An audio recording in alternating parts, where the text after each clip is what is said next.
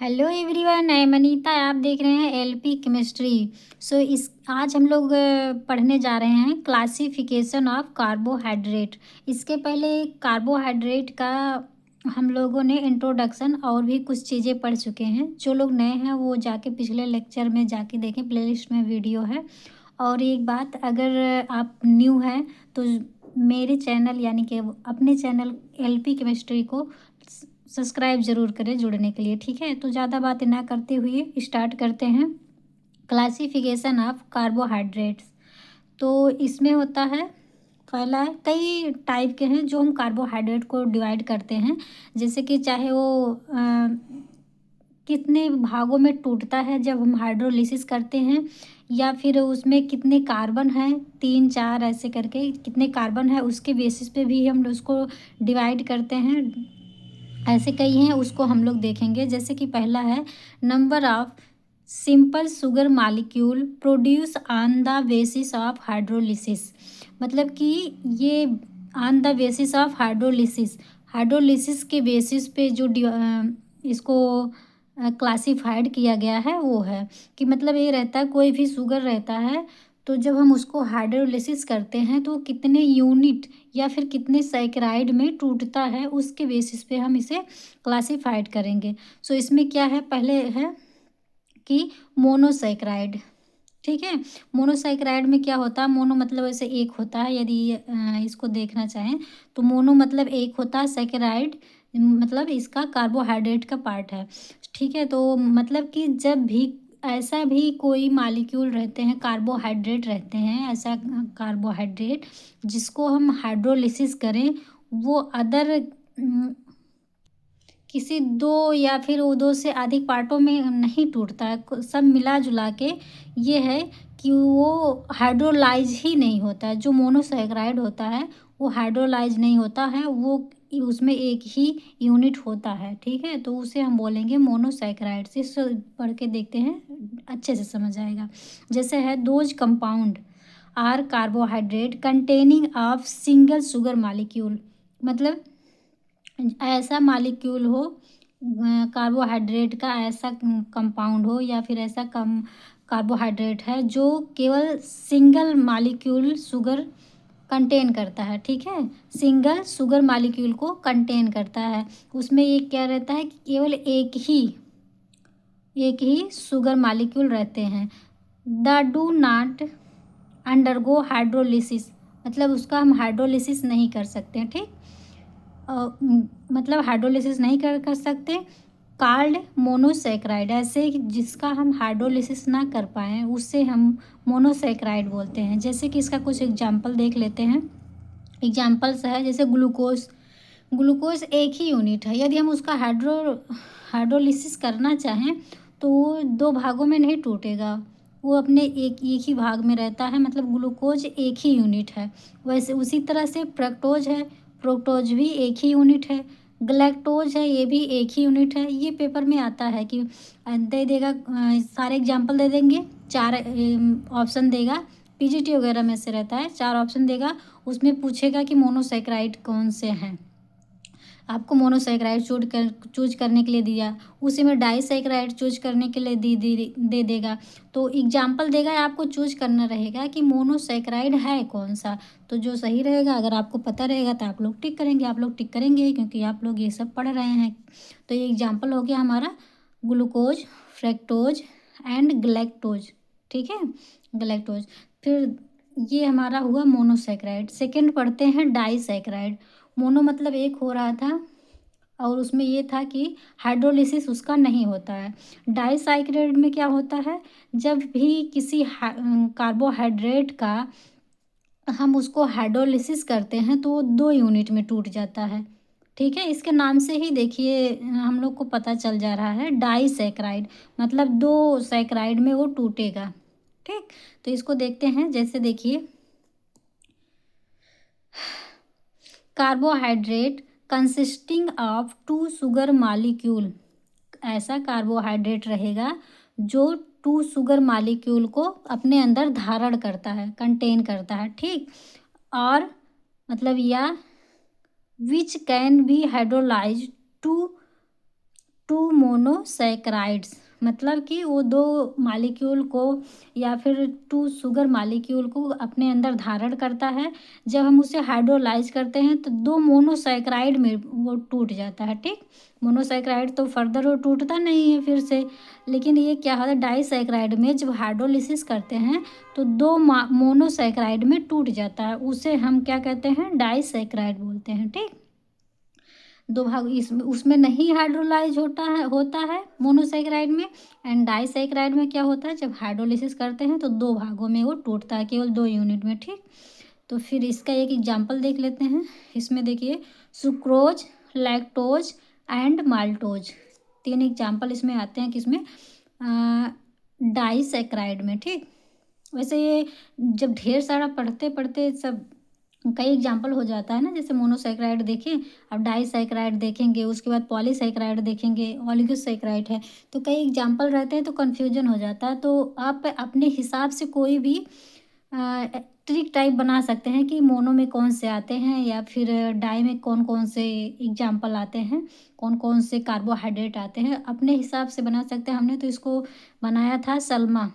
ठीक है, डिस सल्मा, मतलब कि डाइसैकराइड में, ये देखिए सल्मा लिखे हैं, डाइसैकराइड में क्या आता है सुक्रोज, लैक्टोज एंड माल्टोज।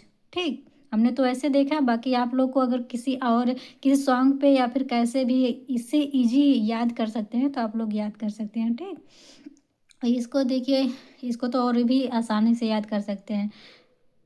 कैसे रहेगा GFG, मोनो में GFG मतलब। ठीक है, और अपने अकॉर्डिंग आप और अच्छे से देख सकते हैं, ट्रिक बना सकते हैं। नेक्स्ट देखेंगे ऑलिगोसैकराइड्स, थर्ड है हमारा ऑलिगोसैकराइड्स। ये क्या होता है the carbohydrate containing 3 to 10 monosaccharide, मतलब उसमें पहले में मोनो में एक सैकराइड था, डाई में दो सैकराइड था, और ऑलिगोसैकराइड में 3 से 10 तक का मोनोसैकराइड उसके अंदर धारण होता है। मतलब उसमें 4 भी मिल सकता है, 5 मिल सकता है, 6 मिल सकता है, 7 मिल सकता है, किसी किसी में 8, किसी किसी में 9, किसी किसी में 10, किसी किसी में 10 भी रह सकते हैं। ठीक, तो इस तरह से ऐसा नहीं है कि एक में ही सारे प्रेजेंट रहेंगे, लेकिन 3 से 10 तक के बीच में वो कितने मतलब अलग अलग कार्बोहाइड्रेट मोनोसैकराइड को अपने अंदर रखे रहता है। जब उसका हम हाइड्रोलिसिस करते हैं तो वो उतने जितना पार्ट रखता है उतना उतने को वो हाइड्रोलिसिस करके उसको ब्रेक कर देता है, तोड़ देता है। ठीक, जैसे डाइसैकराइड को जब हाइड्रोलिसिस करते हैं तो दो भाग में टूट जाता है, दो यूनिट में। और इसका है ऑलिगोसैकराइड का अगर 3 रहेगा तो 3 यूनिट में टूटेगा, मतलब ट्राईसैकराइड रहेगा तो 3 यूनिट में टूटेगा, टेट्रासैकराइड रहेगा तो 4 यूनिट में टूटेगा, क्योंकि टेट्रा जो है टेट्रा 4 को बोलते हैं, 4 को बोलते हैं, तो वो 4 में टूटेगा। यदि पेंटासैकराइड रहेगा तो उसे 5 में टूटेगा, इस तरह से 10 तक रहता है। ठीक, तो मोनोसैकराइड में टूटेगा। देन क्या है monosaccharide unit are also called oligosaccharides, ऐसे मतलब 3 से 10 मोनोसैकराइड यदि अपने अंदर कोई भी कार्बोहाइड्रेट रखता है, धारण करता है, तो उसे हम ऑलिगोसैकराइड बोलते हैं। उसका एग्जाम्पल देखेंगे, एग्जाम्पल है सेम उसी की तरीके है, केवल ऑलिगो जुड़ गया है। ठीक है, जैसे कि फ्रुक्टो ऑलिगोसैकराइड्स, ग्लैक्टोसैकराइड्स, सॉरी ये 2 बार हो गया, ये ग्लैक्टो नहीं लैक्टो रहेगा, ये ग्लैक्टोसैकराइड, ये है लैक्टोसैकराइड से। ठीक, ये कहाँ मिलता है ऑलिगोसैकराइड, तो ये मिलता है हमें गार्लिक में, ऑनियन में, व्हीट में, क्रूसीफेरस वेजिटेबल्स में, ऐसे काफ़ी चीज़ में मिलते हैं। आप ETC लिख सकते हैं, काफ़ी चीज़ में मिलता है।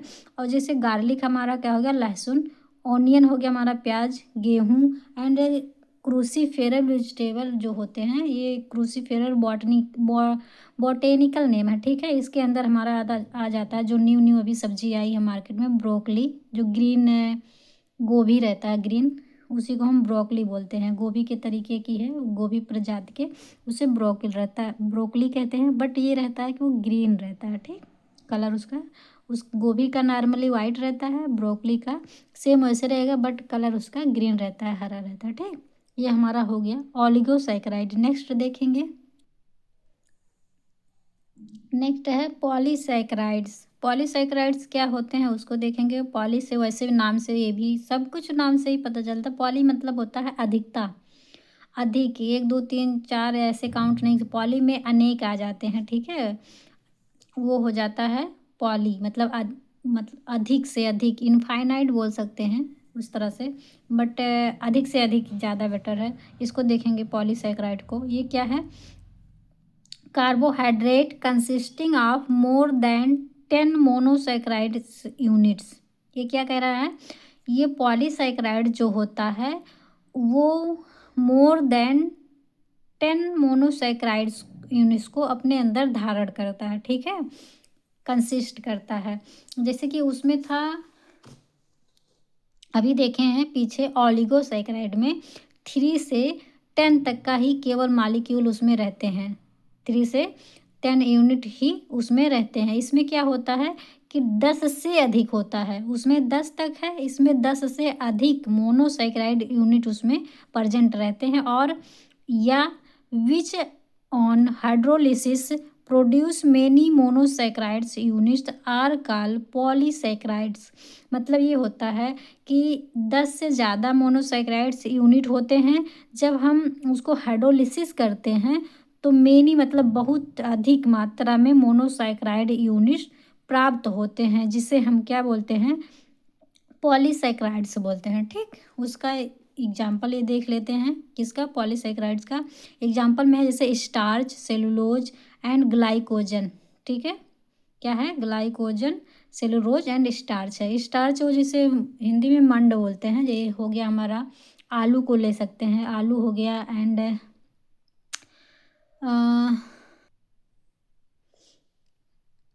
मंड, स्टार्च हो गया, आलू हो गया, और एक रतालू होता है, आलू के तरीके ही लगभग होता है, गांव में उसे गंजी भी कुछ लोग बोलते हैं, ठीक है, वो भी। और सेलुलोज, सेलुलोज जो कि प्लांट में मिलता है, रेशेदार होता है ये चीज़। और ग्लाइकोजन उसमें भी, ये पॉलीसैकेराइड में ही आते हैं ये सब, ठीक। नेक्स्ट देखेंगे, अभी ए हुआ हमारा on the basis of saccharide and hydrolysis के बेसिस पे देखे हैं कि कार्बोहाइड्रेट को कैसे हम डिवाइड कर सकते हैं या फिर क्लासिफिकेशन कर सकते हैं, ठीक है, एक वो हो गया। अभी दूसरा देखेंगे कि इस बेसिस पर भी हम कार्बोहाइड्रेट को क्लासिफिकेशन कर सकते हैं, कैसे, किस बेस पे, अभी तो हाइड्रोलिसिस के बेस पे किए हैं। हाइड्रोलिसिस में किसी में हाइड्रोलिसिस हुआ नहीं किसी कार्बोहाइड्रेट का, किसी किसी कार्बोहाइड्रेट का 2 यूनिट प्राप्त हुआ, किसी किसी का 3 से 10, जैसा कि हमने देखा, और किसी किसी का हाइड्रोलिसिस करने पे 10 से ऊपर के यूनिट्स उसमें मिले। अब उतना हम क्लासिफिकेशन में देखें, बट देखेंगे एक और तरीके से भी हम कार्बोहाइड्रेट को क्लासिफाइड कर सकते हैं। कैसे कर सकते हैं, based on the functional group present in the carbohydrate. मतलब कार्बोहाइड्रेट में उसके फंक्शनल ग्रुप के बेसिस पर भी हम उसे क्लासिफाइड कर सकते हैं कार्बोहाइड्रेट को, ठीक। तो इसमें देखेंगे पहला एल्डोज, इसमें मेनली 2 होता है, एल्डोज एंड कीटोज। एल्डोज वो होता है, जैसे आप ऑर्गेनिक में पढ़े ही हैं, एल्डिहाइड जिसे बोलते हैं, एल्डिहाइड एंड कीटोज नाम से ही पता चल रहा है। एल्डोज, एल्ड मतलब एल्डिहाइड, एंड कीटोज में अगर कीट हो तो पढ़ रहे हैं कीटो, तो यहाँ से कीट मतलब ये यहाँ से याद कर सकते हैं, अगर कीटो यहाँ पे आ रहा है तो मतलब कीटोनिक ग्रुप लगे रहेंगे, किसमें, उस कार्बोहाइड्रेट में कीटोनिक ग्रुप लगे हैं तो उसे हम कीटोज बोलेंगे। ऐसे कार्बोहाइड्रेट जिसमें एल्डिहाइड ग्रुप लगे रहेंगे उसको एल्डोज कार्बोहाइड्रेट बोलेंगे, ठीक। सो देखते हैं इसको, when carbohydrate contains an aldehydic group, मतलब ऐसे कार्बोहाइड्रेट जो कंटेन करती हैं, उसके अंदर रहता है क्या, एल्डिहाइडिक ग्रुप। एल्डिहाइडिक ग्रुप किससे, इसका फार्मूला होता है, केमिकल फार्मूला CHO। यदि जिसमें CHO ग्रुप लगा होगा उसे हम क्या बोलेंगे, एल्डोज कार्बोहाइड्रेट बोलेंगे। It is called aldose sugar, ये एल्डोज शुगर या फिर एल्डोज कार्बोहाइड्रेट बोलेंगे। एग्जाम्पल में क्या है, ग्लूकोज, ठीक है। ग्लूकोज में हमारा क्या रहता है, इसमें एल्डिहाइडिक ग्रुप लगा रहता है। अभी यहाँ पे देखिए नहीं बनाए हैं स्ट्रक्चर, अभी नीचे दिखा देते हैं कैसे लगा रहता है। इसके पहले देख लेते हैं, ठीक है, इसको देख ही लेते हैं। देखिए एल्डोज मतलब CHO ग्रुप लगा रहेंगे, उसे एल्डोज कार्बोहाइड्रेट या एल्डोज शुगर बोलेंगे। जैसे कि ये ग्लूकोज है। अब ग्लूकोज का स्ट्रक्चर ये देख लेते हैं, जो कि पूरा पूरा ऐसे रहता है ग्लूकोज। ये स्ट्रक्चर आपको याद रखनी पड़ेगी, क्योंकि इस स्ट्रक्चर से काफ़ी रिएक्शन भी होता है, और इसमें इसे अभी साइक्लिक फॉर्म में, चेयर फॉर्म में, ऐसे करके कई चीज़ें इसी से बनाया जाता है। और उसमें पूछता भी है कि ग्लूकोज क्या है, नामेरिक इफेक्ट वगैरह, ये सब इसमें से ही देखते हैं। ठीक, तो ये स्ट्रक्चर आपको याद करनी पड़ेगी। तो देखिए, तो यहाँ पे देखिए एल्डिहाइडिक ग्रुप आ रहा है ना। एल्डिहाइडिक ग्रुप जिसमें आएगा उसे हम एल्डोज शुगर बोलेंगे। ठीक, तो इसे हम एल्डोज शुगर बोलेंगे। अब देखिए ये दोनों एक ही है। इसमें क्या है कि ये C जो कार्बन है, यहाँ पे जिस जिस कार्बन से OH हाइड्रोक्सिल ग्रुप जुड़ा है, सबको दिखाए हैं। यहाँ पे देखिए कार्बन है, यहाँ पे OH, इधर H कार्बन है, कार्बन से एक H लगा है, एक OH लगा है। फिर नेक्स्ट कार्बन है, कार्बन से OH लगा है, इधर H लगा है। फिर कार्बन है, कार्बन से OH, H and this is, ठीक है। तो इसमें वही चीज़ ये भी है। इसमें क्या किए हैं ना, ये बीच में कार्बन ना लिख के ऐसे करके बना दिए। इसका मतलब ये है, ये आपको समझना चाहिए, नॉर्मली ऐसे भी बनता है, काफ़ी बुक में भी बना है, और ऐसे बनाया भी जाता है। ऐसे ही गलत नहीं रहता है। ठीक है, दोनों सही है। दोनों, अगर दोनों में से कोई भी याद है तो कोई भी आप लिख सकते हैं। ऐसा दोनों नहीं लिखना है, वो तो हम बता दिए कि हाँ ऐसे भी रहता है, मतलब इसको ऐसे लिख सकते हैं और इस तरह से भी लिख सकते हैं। आपको जो इजी लगे आप तैयार कर सकते हैं। ठीक है, तो ये देखिए सेम वही है। ये केवल देखिए इसको हमने पूरा रिप्रेजेंट कर दिया है विस्तार से। ये इसको H इधर कर दिया है यहाँ पे, और ये डबल बॉन्ड से ऑक्सीजन लगा दिया इसमें। और इसमें क्या है, यहाँ पे कार्बन दिखाए हैं, इसमें कार्बन नहीं दिखा यहाँ पे भी, लेकिन ये है कार्बन, यहाँ पे भी है, यहाँ पे भी है, यहाँ पे भी है, यहाँ पे भी है। कार्बन इस जगह पे है, वो हटा नहीं है। ठीक है, यहाँ पे सपोज देता हमें माना जाता है कि मान लेते हैं कि यहाँ कार्बन है, वो जैसे कि इसमें दिखा दिया है, बस इसमें क्या है नहीं दिख रहा है, हम जूम करते हैं, यहाँ पे है। ठीक है, और सारा तो सेम ही रहेगा। ये अल्कोहल को इधर उधर नहीं कर सकते हैं, एक भी इधर उधर किया तो गलत हो जाएगा। जैसे इसमें अल्कोहल जहाँ पे प्रेजेंट है वैसे ही करना है। ठीक है, जैसे यहाँ पे OH है तो यहाँ लगाना है, यहाँ पे H है तो यहाँ पे H ही रहेगा। ऐसा नहीं कि दोनों तरफ ऐसे कर देंगे, तो अगर अगर करते भी है ना तुरंत, उसके मायने बदल जाएंगे। ठीक है, उसका फार्म अगर इधर उधर किए तो उसका ये, जिसे यहाँ पे क्या लिखा है डी ग्लूकोज है ना, तो इसका नाम ही चेंज हो जाएगा। कितने तो गलत भी हो जाएंगे। ठीक, इधर उधर नहीं करना, जैसे है सेम वैसे याद करना है कि ग्लूकोज, डी ग्लूकोज का स्ट्रक्चर कैसे बनता है, तो सेम ऐसे ही बनता है। ठीक, ये इसे देखिए यहाँ पे H OH H H OH, यहाँ पे OH, यहाँ पे H, यहाँ पे OH, यहाँ पे H, ये सेम रहेगा। ये तो रहेगा ही। अगर इस तरह से है, ये इतना तो सेम रहेगा। ये डी ग्लूकोज लिखे हैं, एक होता है यल ग्लूकोज। ठीक, ये डी ग्लूकोज है, एक होता है यल ग्लूकोज। तो ये यल ग्लूकोज में ये इतना सेम ही रहेगा। ये यहाँ से लेके OH इधर रहेगा, H इधर, इधर ये OH, सारे सेम रहेंगे। लेकिन यल में क्या होता है, यही यही से हम डिसाइड करते हैं। ये वाला जो OH है इसको हम लेफ्ट में कर देते हैं। ठीक है, लेफ्ट में यल ग्लूकोज, यल ग्लूकोज मतलब लेफ्ट ग्लूकोज, लेफ्ट ग्लूकोज यल ग्लूकोज, इस तरह से याद कर सकते हैं। टोटल सेम रहेगा, केवल यही एक OH लेफ्ट में चला जाएगा तो उसे हम बोल देते हैं यल ग्लूकोज।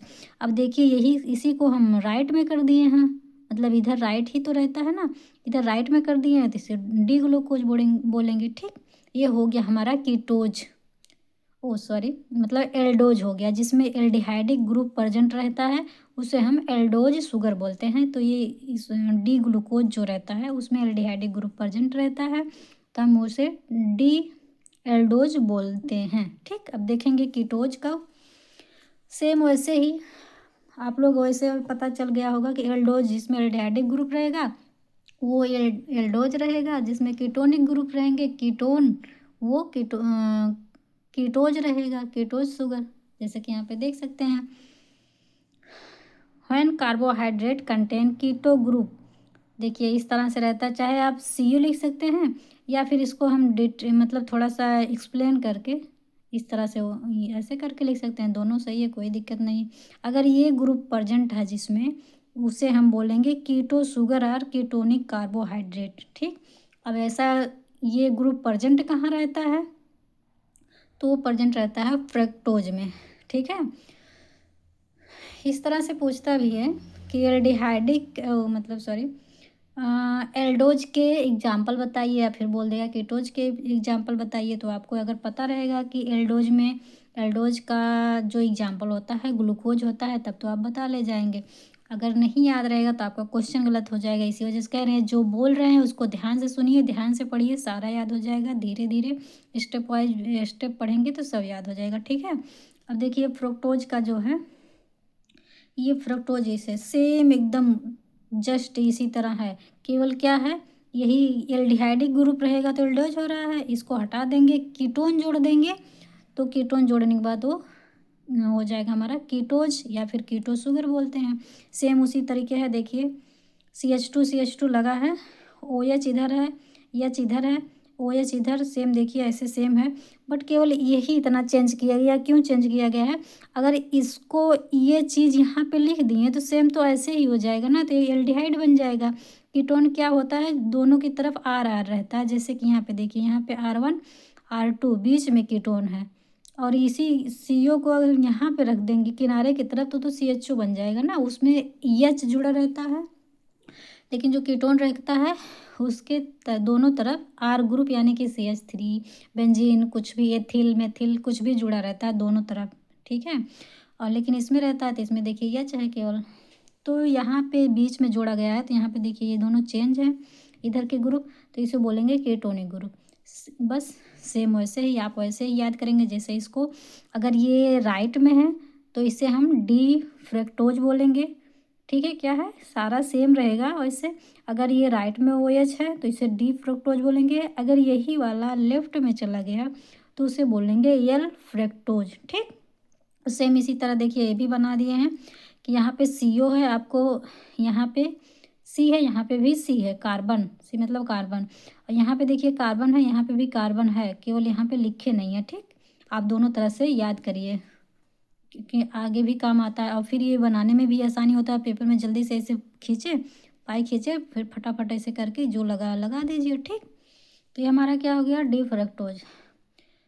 सो कार्बोहाइड्रेट तो अभी आगे और भी पढ़ना है, बट आज इतना ही रहने देते हैं। और जो न्यू लोग जुड़े हैं वो अगर थोड़े से सबको बोल रहे हैं, अगर जो न्यू लोग हैं वो वीडियो को पहली बार देख रहे हैं तो उसको लाइक तो सबको करना है, सब्सक्राइब ज़रूर करिएगा। और फिर सब लोग को बोल रहे हैं वीडियो अगर थोड़ी सी पसंद आया हो तो सब्सक्राइब लाइक ज़रूर करिएगा। ठीक है, सो आज के लिए इतना ही, मिलते हैं नेक्स्ट वीडियो में। सो आज के लिए बाय बाय।